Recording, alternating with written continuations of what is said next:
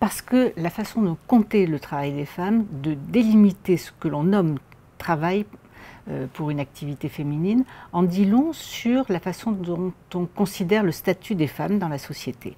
Et le chiffre du travail des femmes n'est pas un chiffre simple. Il n'est pas simple parce que les définitions sont fluctuantes selon les époques. Il n'est pas simple et ce n'est pas une chose nouvelle. Nous avons travaillé avec Monique sur un siècle de travail des femmes en France, donc le XXe siècle, depuis l'an 1901.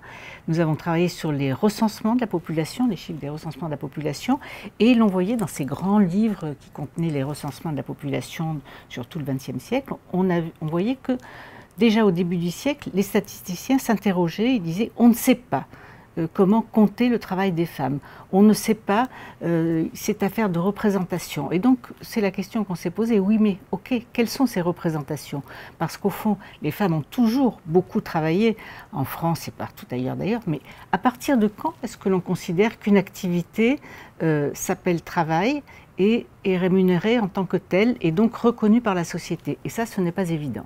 Selon les époques, ça a fluctué. Ce regard sur l'activité des femmes a fluctué et il fluctue beaucoup plus sur l'activité professionnelle des femmes que sur celle des hommes.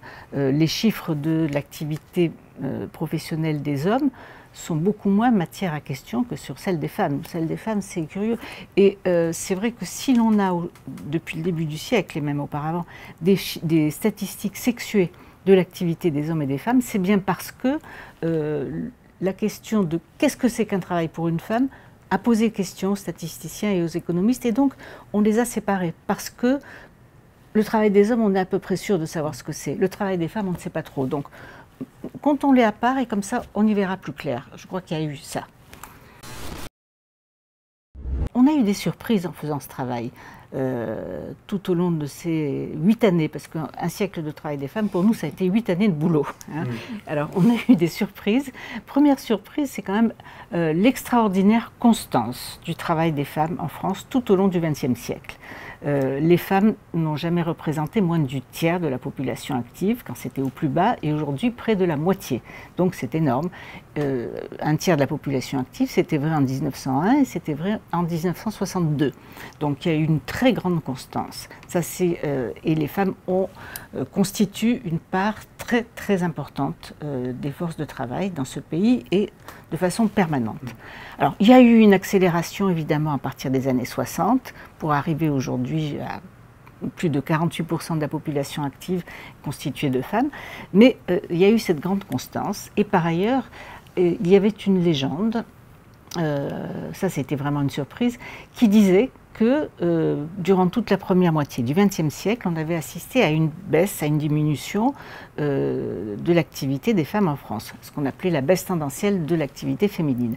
Or, en regardant les chiffres de près, et nous sommes repartis des chiffres de chaque époque, nous n'avons pas redéfini. Donc en reprenant les définitions de chaque époque, nous nous sommes rendus compte qu'il y a eu un événement en 1954 qui a changé la donne. C'est-à-dire que l'INSEE a décidé de changer la définition de la population active parmi les agriculteurs et les agricultrices. Jusque-là, on considérait que toute personne vivant dans une exploitation agricole et ne déclarant pas une autre profession était agriculteur ou agricultrice. À partir de 1954, on décide que non.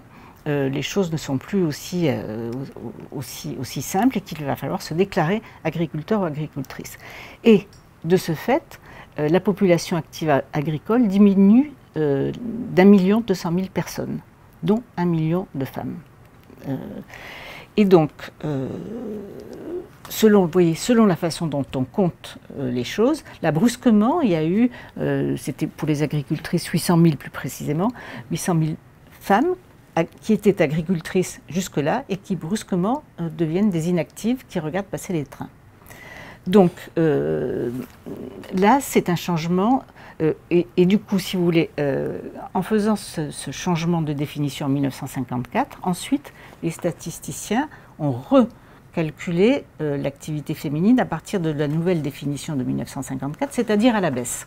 Donc, ce qui veut dire que le chiffre du travail féminin, durant la première moitié du XXe siècle, a été recalculé à la baisse. Ce faisant, ça change l'information, la connaissance que l'on a sur le travail des femmes, puisqu'il a été sous-évalué. Mais au-delà, ça change quand même les choses, ça déforme l'histoire du travail en France, tout simplement. Parce qu'on a recalculé à la baisse le travail, l'activité professionnelle de toute une partie de la population. On a déjà parlé de la constance de la présence des femmes en France dans l'activité. Ensuite, bon, on voit à partir des années 60, effectivement, cette croissance de l'activité féminine qui est une réalité. Et en fait, ça va de pair avec un certain nombre de changements du travail, des emplois, des secteurs qui ont beaucoup varié, évidemment, au fil du siècle. Hein. Et en particulier, l'expansion du salariat. Les femmes se sont vraiment emparées du salariat, c'est-à-dire qu'elles ont vraiment été de plus en plus salariées, c'est-à-dire qu'elles sortent de chez elles pour aller travailler. Voilà. Et donc ça, c'était vraiment une réalité. Ensuite, les femmes ont été un peu aux avant-postes des changements sur le marché du travail. Par exemple, la tertiarisation, c'était beaucoup plus fort pour elles. Les emplois féminins se sont beaucoup plus vite tertiarisés que les emplois masculins. Elles ont beaucoup investi, les bureaux, la santé, l'éducation, voilà. Enfin, la qualification le travail est devenu de plus en plus qualifié. Hein.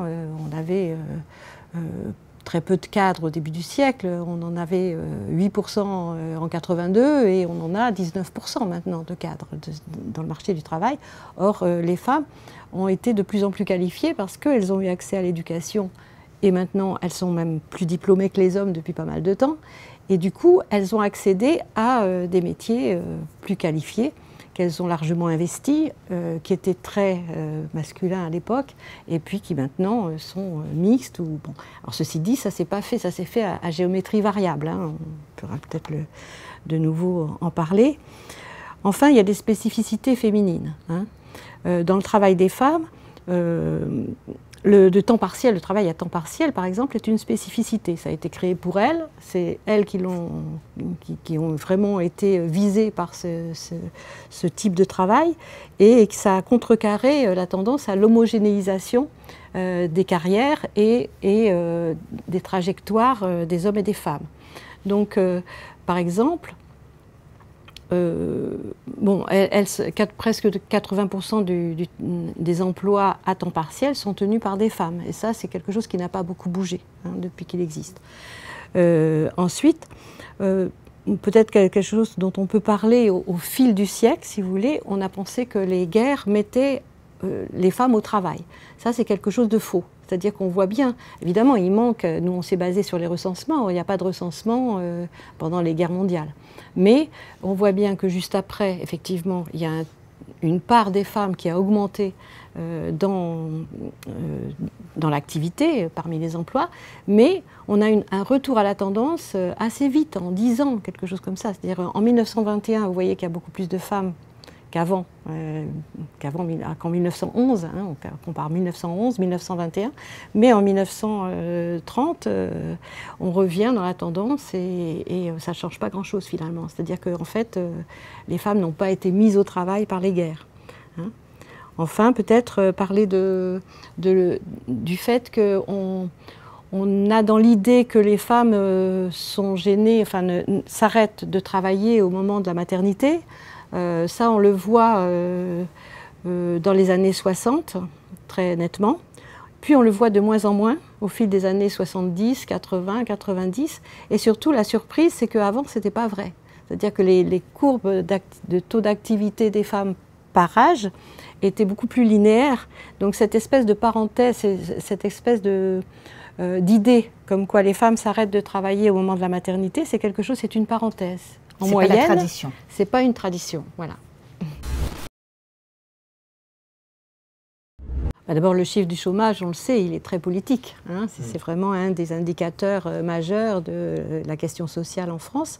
Le problème, c'est que les chiffres du chômage des femmes sont particulièrement fragiles, du fait qu'il y a toujours soupçon d'inactivité chez une femme. C'est-à-dire entre une femme au foyer et une chômeuse, quelquefois, quelle est exactement, peut-on vraiment dire la différence, etc. Évidemment oui, mais disons qu'il y a toujours un doute qui plane un doute d'inactivité qui plane sur les chômeuses, par exemple. Donc il est intéressant et important de faire la part des choses dans tout cela. Alors, du fait que le chômage, c'est quand même une définition très restrictive et très codée, puisqu'elle est internationale, même avec la même définition, il y a des interprétations différentes chaque fois qu'on revoit l'enquête emploi, par exemple. Donc il est important maintenant, et on le sait, enfin l'INSEE d'ailleurs maintenant sort systématiquement ces chiffres-là, on ne peut plus se contenter du chômage. On est obligé de regarder les marges du chômage. Alors il y en a de plusieurs sortes, hein.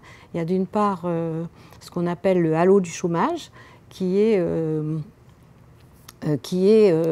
les gens qui ne travaillent pas, qui voudraient travailler, mais qui ne correspondent pas à la définition très précise de ce que c'est un chômeur. Par exemple, ce sont des personnes qui ne sont pas disponibles pour prendre un emploi tout de suite, ou bien qui font des recherches d'emploi, mais pas exactement par rapport à la définition du chômage. C'est-à-dire, par exemple, si elles se contentent d'être inscrites à Pôle emploi, ça ne suffit pas pour être comptées comme chômeur faisant des recherches d'emploi. Donc ça, c'est le halo du chômage qui compte plutôt dans l'inactivité, qui bascule dans l'inactivité. Et puis du côté de l'emploi, il y a des tas de petits emplois, il y a des tas de gens qui sont par exemple à temps partiel, faute de mieux, et qui voudraient travailler plus. C'est ce qu'on appelle le sous-emploi. Alors, en tendance, depuis des décennies, les femmes avaient un chômage plus élevé que les hommes. Maintenant, depuis la crise de 2008-2009, les courbes se sont rejointes, c'est à peu près la même chose, et le chômage des hommes est même un petit peu inférieur, un petit peu supérieur à celui des femmes. Par contre, dans les marges du chômage, le sous-emploi est très féminin et le halo du chômage est féminin et de plus en plus féminin. Donc le problème, c'est que ça compte, parce que si on prend les chiffres de 2019, pour 2,5 millions de chômeurs à peu près, si vous ajoutez 1,6 million de halo du chômage et 1,5 million de sous-emploi, ça fait quand même 5,6 millions de personnes qui sont en précarité forte. Hein. Et donc on a 48% de femmes dans le chômage, mais on en a 56% dans le halo du chômage et 71% dans le sous-emploi. L'ensemble des secteurs a beaucoup évolué au fil du XXe siècle. Ce qui se passe, c'est que ça ne s'est pas passé au même rythme. Hein. Il y a une espèce de géométrie variable entre les hommes et les femmes. L'agriculture, le secteur agricole a beaucoup reculé. Il y a eu une industrialisation, puis à une baisse des emplois industriels qui sont plutôt en moyenne des emplois masculins, puis une tertiarisation surtout. La tertiarisation a surtout touché les femmes. Donc ce qu'on voit tout au long du siècle et encore maintenant, c'est à la fois un maintien de bastions, si vous voulez, masculins et féminins. Très peu de femmes sur les chantiers, très peu d'hommes dans les pouponnières ou dans l'aide aux personnes à faire le ménage ou autre. Hein. Et ça, c'est du côté féminin comme du côté masculin. Là, les permanences sont des deux côtés. Parmi les choses qui ont beaucoup changé, par contre, les subversions, elles sont plutôt du côté des métiers qualifiés. C'est-à-dire les femmes étant de plus en plus diplômées, qualifiées, elles ont investi très fortement certaines professions qualifiées. Et donc on voit de plus en plus de femmes médecins, dans les métiers de la justice, même ingénieurs, sans que ces professions se dévalorisent. Par contre, c'est comme s'il y avait, enfin en revanche, c'est comme s'il y avait une redistribution un peu, dans la mesure où les femmes ne se mettent pas forcément exactement dans les mêmes secteurs et dans les mêmes spécialités, par exemple, que les hommes. Parmi les médecins, on va les trouver plus souvent salariés, on va les trouver plus pédiatres que chirurgiens, enfin, vous voyez. Et parmi les ingénieurs, c'est pareil, on va les trouver plutôt du côté de la biologie. Bon. Donc on a vraiment une forte augmentation, une forte mixité quand même de ces professions-là qui s'est produite tout au long du siècle. Pour autant, ça ne résout pas tout. Hein. Le plafond de verre est quand même quelque chose qui existe toujours. Elles ne font pas les mêmes carrières, elles n'ont pas, à toutes choses égales par ailleurs, en moyenne, les mêmes salaires. Donc il y a encore des choses... voilà. Ceci dit, les lignes de partage ont beaucoup bougé, même si, encore une fois, on a, surtout du côté des métiers les moins qualifiés, des bastions vraiment féminins et masculins qui subsistent très fortement. On ne peut pas dire qu'il y a une spécificité française. En revanche, on peut dire que les mouvements, les grandes mutations sociales, sociologiques qui ont affecté le monde du travail et qui ont affecté le poids des hommes et des femmes, la part des hommes et des femmes, la place des hommes et des femmes dans le monde du travail, ces grandes tendances ont été peut-être plus marquées et un certain nombre de phénomènes ont été plus rapides en France que chez d'autres de nos voisins européens. D'une part, le mouvement de féminisation du monde du travail, de féminisation du salariat, il a été plus rapide et plus prononcé en France que dans beaucoup d'autres pays, sauf peut-être les pays scandinaves.